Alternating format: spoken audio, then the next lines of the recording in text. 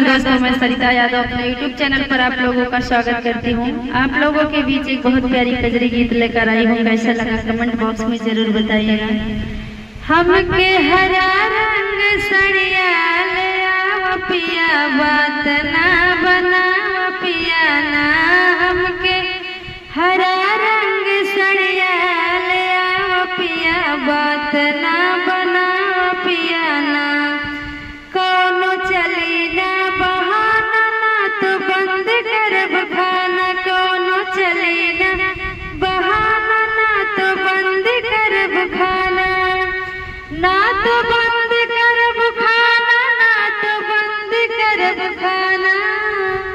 तोहर सुनब ना कोनो मजबूरी पिया, बहुत जरूरी पिया ना।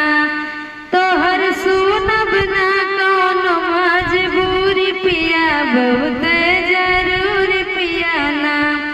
हमके हरा रंग सड़िया ले आओ पिया, बात ना बनाओ पिया ना। हमके हरा रंग सड़िया ले आओ पिया, बात ना बनाओ पिया ना। हमके सड़िया ना ले अइबा घर माया की पछतइबा, हमके सड़िया ना ले अइबा घर माया की पछतइबा, घर माया की पछतइबा, घर माया की पछतइबा। हम तोहसे बनाए लेब दूरी पिया, बहुत जरूरी पिया ना। हम तोहसे बनाए लेब दूरी पिया, बहुत जरूरी पिया ना।